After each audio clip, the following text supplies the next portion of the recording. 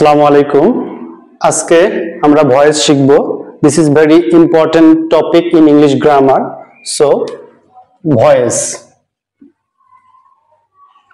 আচ্ছা, তো ভয়েস শিখবো আমরা টেন্স ওয়াইজ। আমরা ভয়েস শিখবো। আমি এই ভয়েসটা একদম বিগিনার লেভেল থেকে একদম অ্যাডভান্স লেভেলের ভয়েস পর্যন্ত আমি নিয়ে যাব, বাট পার্ট বাই পার্ট। তোমরা যদি ভয়েস শিখতে চাও তাহলে অবশ্যই এরপরে যে লেকচারগুলো আসবে সেগুলো তোমাদের দেখতে হবে। Okay, so voice of present indefinite tense. Present indefinite tense অর্থাৎ প্রেজেন্ট ইনডিফিনিট টেন্সে অ্যাক্টিভ থেকে যদি আমরা প্যাসিভ ভয়েস করি তাহলে আসবে বাড়তি হিসেবে আসবে এম, ইজ, আর। তোমরা জানো যে ভয়েস পরিবর্তনের জন্য অ্যাক্টিভ থেকে প্যাসিভ করতে গেলে একটা অতিরিক্ত অক্সিলারি ভার্ব আসে। হ্যাঁ, তো প্রেজেন্ট ইনডিফিনিট টেন্সের ক্ষেত্রে বাড়তি হিসেবে আসবে এম, ইজ, আর। তাহলে উদাহরণ দেখি আমরা একটু। আচ্ছা, উই ইউজ ল্যাপটপ। ওকে, আমরা ল্যাপটপ ব্যবহার করি। উই হচ্ছে এখানে সাবজেক্ট, কারণ মূল ভার্বকে কে দ্বারা প্রশ্ন করলে সাবজেক্ট পাওয়া যায়। তাহলে ইউজ ব্যবহার করি, কে ব্যবহার করে? আমরা ব্যবহার করি। সো উই হচ্ছে এখানে সাবজেক্ট। ওকে, কি করি?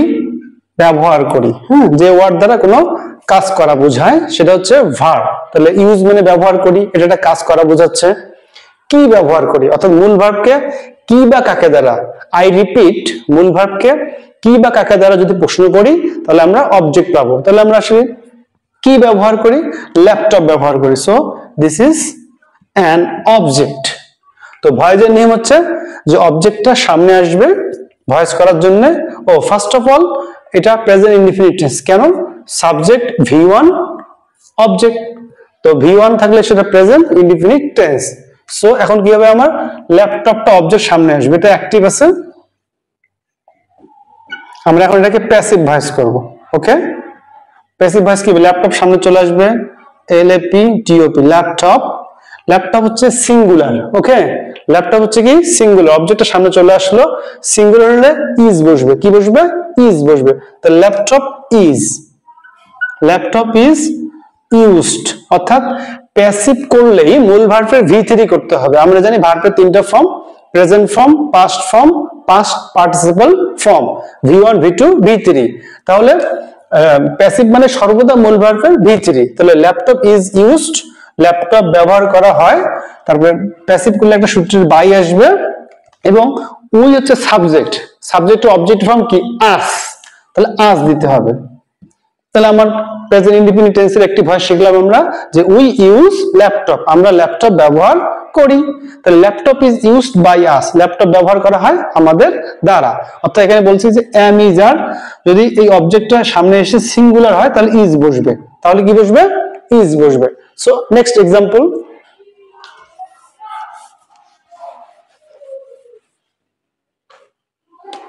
ওকে, অ্যাক্টিভ।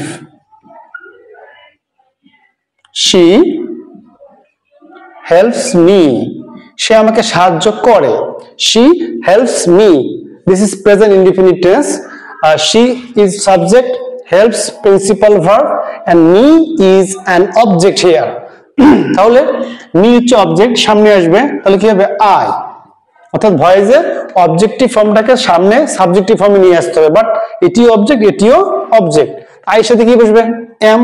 প্রেজেন্ট ইনডিফিনিট টেন্সে আই এর সাথে কি বসে? এম বসে। তাহলে আই অ্যাম, প্যাসিভ মানে মূল ভার্বের V3, প্যাসিভ মানে মূল ভার্বের V3। তাহলে I am helped, I am helped সূত্রে বাই, অর্থাৎ প্যাসিভ করলে একটা বাই আসবে। এই যে শি সাবজেক্ট, শির অবজেক্টিভ ফর্ম কি? Her, she her. ওকে, তাহলে I am helped by her, আমি সাহায্য প্রাপ্ত হই তার দ্বারা। সে আমাকে সাহায্য করে, আমি সাহায্য প্রাপ্ত হই তার দ্বারা।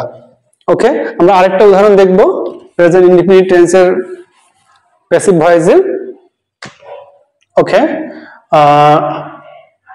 she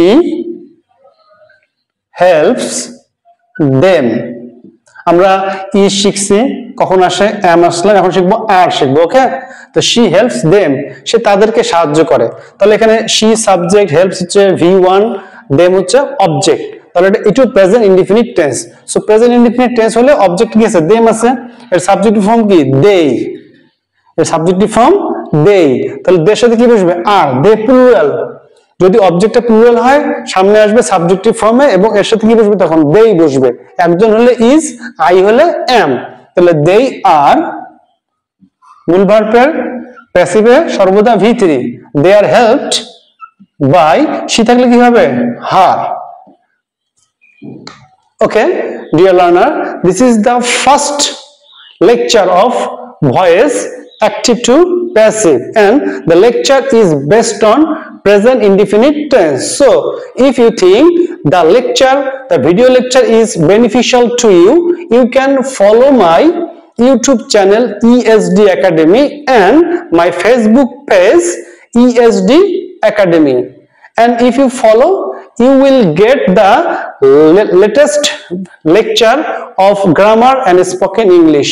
So I am here to develop your English skill. Assalamu alaikum.